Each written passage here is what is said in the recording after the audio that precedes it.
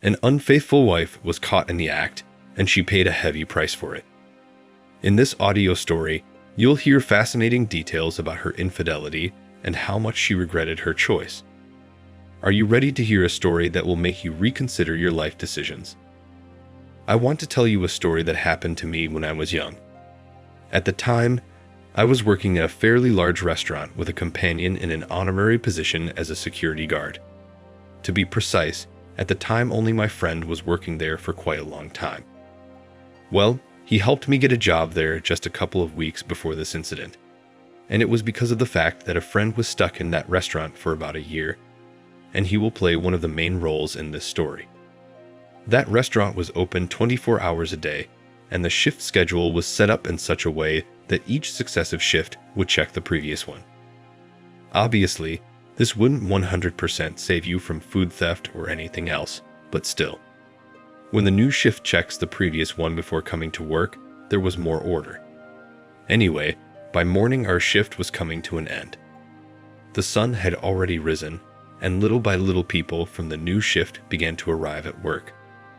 Someone was changing in the service check room. The waitresses were handing over the internal electronic accounting system to the new shifts. And I was quietly collecting all my chargers and other phone wires from my desk. Suddenly, I saw on one of the monitors that one of our senior waitresses, who was then known as the manager of the hall, was dragging what looked like a heavy bag closer to the service entrance. I walked out of our office with video surveillance and stopped her halfway. "Helen, where are these going?" I asked her, a little embarrassed. She was older than me in age. She was a little over 30, and she has worked here for years. "You're just in time. Help the poor woman to a cab," she said to me, and nodded at this bag of hers, standing on the floor and leaning on her leg in pantyhose. A few seconds pass. I didn't have time to say yes or no before that friend of mine walks in from the same service entrance. We said hello, and my friend, being on duty, was obliged to react, and he did. "Elena Andreevna, I need to look at your bag," said Nikolai, and offered to open her bag independently and voluntarily. "Oh well, are you serious?" Elena Andreevna smiled her fake smile and looked at Kolian, but this trick did not work with him. "I go on duty and do my job. If we have a shortage here, the shortage is on our shift.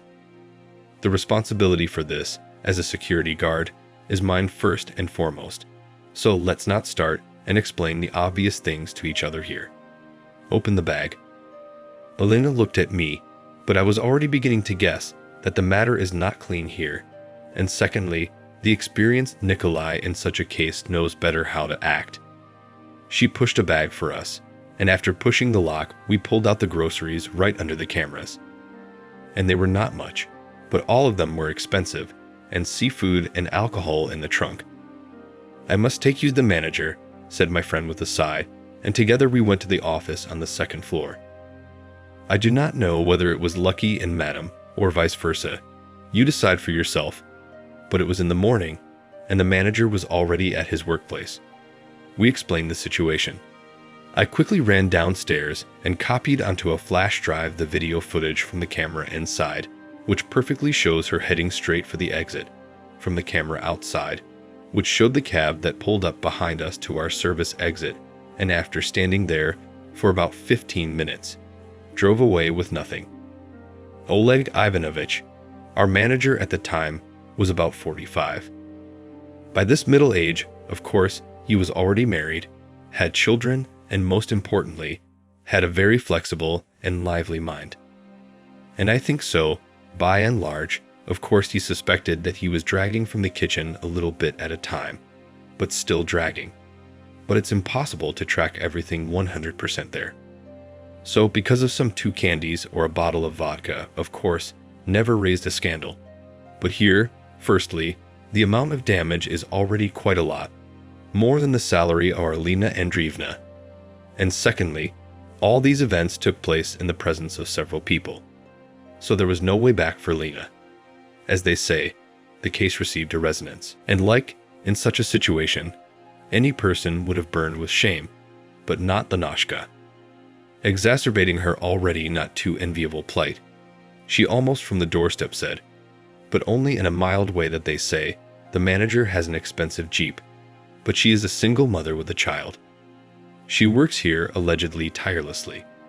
And now the child's birthday soon, and she allegedly have nothing to buy for this day. From this amount of products, the restaurant, in her opinion, will not become poorer, and it will be a significant help to her. Plus, if she is now just like that and let go, of course, it will look like a purely masculine act. Not like now, 3 men alternately asking questions to a fragile woman. It is not at all masculine and very, very unethical. We all just looked at each other slowly and silently. What she was counting on, saying such nonsense, I personally do not know, but looking at the manager, it seemed to me for a moment that he was almost imbued with her story. I suddenly thought, but whether our Oleg Ivanovich will not forgive this mademoiselle. Wow, if she forgave me and Kolya, and Oleg Ivanovich would certainly look like idiots. Why do you need security at all, if now it's all just a hushed up and let go? To prevent such a development, I started first.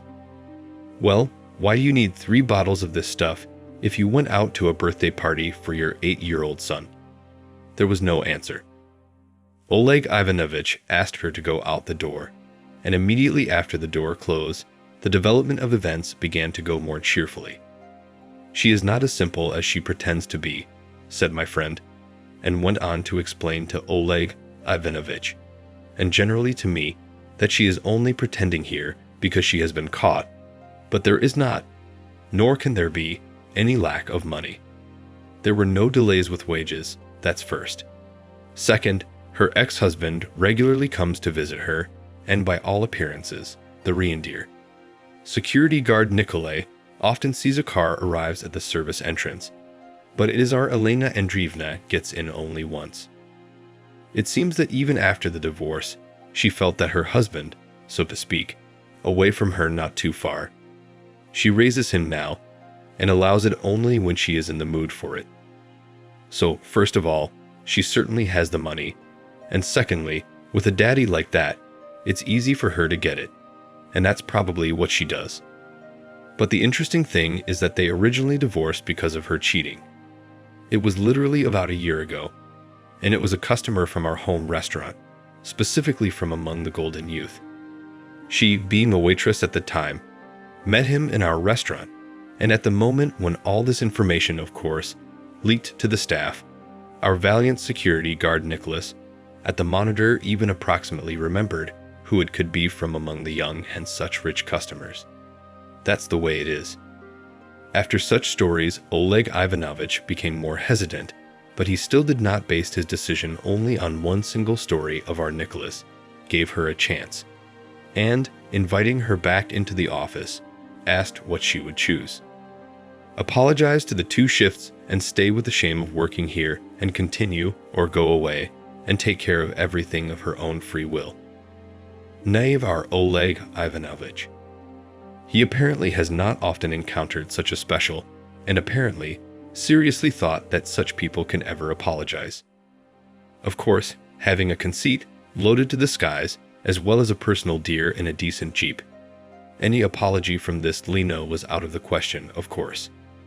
She sat down next to us with a smirk, and having written this statement of hers, headed off into the sunset. Or rather, into the dawn. But it was already 10 in the morning. That's how a comrade came in for his shift, and I got a pretty good lesson for my age at the time. Until that moment, I thought Lena was a competent manager with an inner core. Maybe I could even learn something from her. And here it is.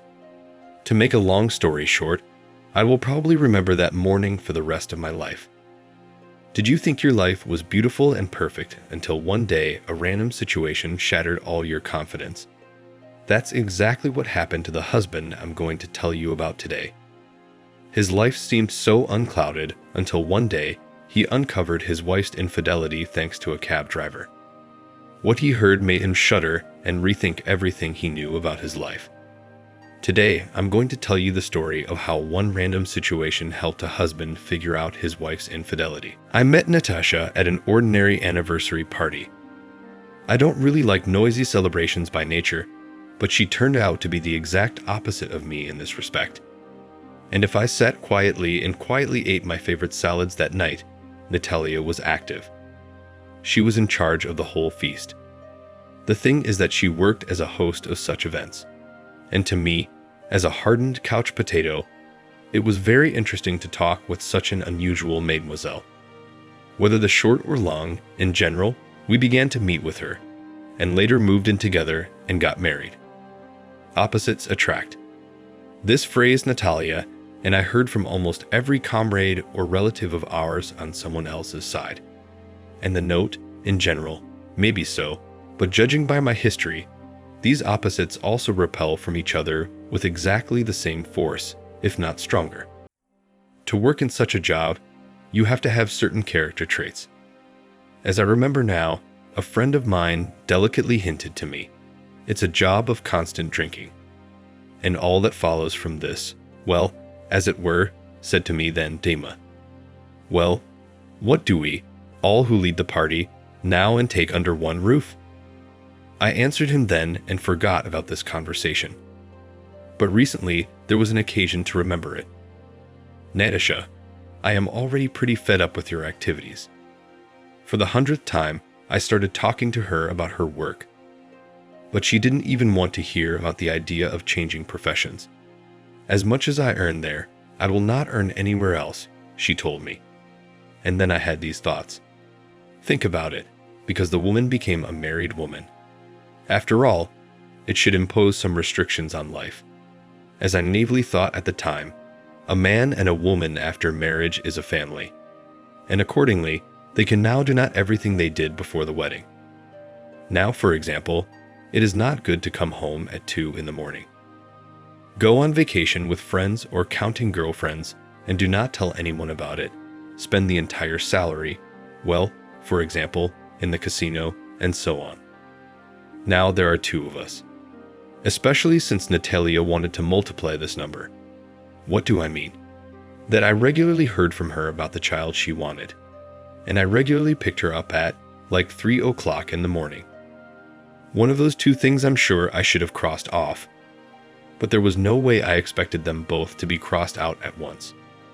Tonight, I'm paired with a girl for another birthday party, Natasha told me, and began arranging all her makeup supplies by the mirror. For how long? How will it go? She got dressed, packed her wonder suitcase with the dress and all the other stuff, and left at 5 o'clock, hailing a cab. As evening passed, I was about to go to bed. After spreading out the blanket, I called my wife. Do you want me to pick you up, or are you still screaming? We're not done here. You just go back to sleep. I'll call a cab when I'm done.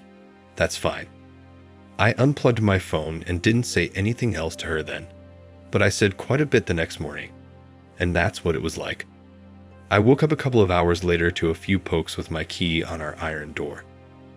I opened the steel door, and there was my wife standing in front of me, and of course, with a certain smell. I went to bed. Natasha immediately fell into it as well. In the morning, I woke up early, then she got up and drank probably a liter of water. I look over, she looks a little too broody. What do you say, you fashion? I asked her, and it turned out that there was no way she could locate her cell phone. But after calling her restaurant where you were yesterday, I handed her my phone, but they said they couldn't find the phone. Wait, so you just have to call your own phone. I selected her number in the phone book, and after a few rings, a man's voice answered me. Did you find the phone? Yeah. Where should we meet? Are you sure you want to meet? That voice asked me. I didn't understand. I found myself confused. Why wouldn't I want to meet? This is our phone. I'll give you a reward. What could be the problem here? Okay, let's go there and there, then in half an hour. I, of course, went to get the phone. The wife was, how should I say, not really in a position to go anywhere.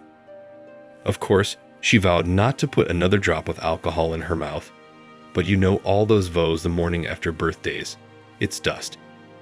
Long story short, there was a cab driver in front of me with his cell phone, wife in hand. He was dropping his wife off yesterday from that event. I got out of my car, was about to take out a couple of bills, but as if to reward him, to which I saw in his eyes not my question. "Something is wrong," I asked him. "And by the way, why did you ask me on the phone if I still really wanted to go out with you?" The cab driver asked, "And you, if it's not a secret, who would you be? And what do you look like?" "Yes, husband, I am the husband. This is definitely our phone, don't worry.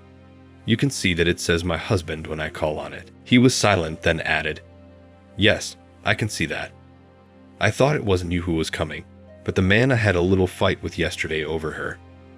"What man?" I asked him, to be more specific. He asked me to sit down in his car. Wait a minute. I noticed that he switched to my first name and realized that our conversation was going to be about something serious. He began the conversation. "Yesterday, when I came to pick up this wife of yours, I stood there for about 15 minutes. From the door of the restaurant, where I was called, she came out first by herself, and right after her the young man came out as well. They couldn't say goodbye to each other, and of course they couldn't decide where anyone was going. The woman came to the car, said hello to me, and while standing on the street gave me her address. And this young man, hugging her from behind, said he was coming with us, and that he would have a completely different address. She refused him, but he kept wanting to take her to his place. In the end, they stood there kissing for about 15 minutes. I asked him 10 times if they were coming or not. They didn't pay any attention to me. Well, then he took her and pinned her to my car. And she had a suitcase in her hand. And she was jamming my car with her suitcase, or maybe it was her jacket or jeans or something iron. He pressed down. She kept jingling. I shouted out of the car, "You're going to scratch my car. Young men, are we going as a result or not?" And this guy started yelling at me. I mean, I had already dashed his hopes of continuing the evening. And then I made this remark to them. "So when you called me today,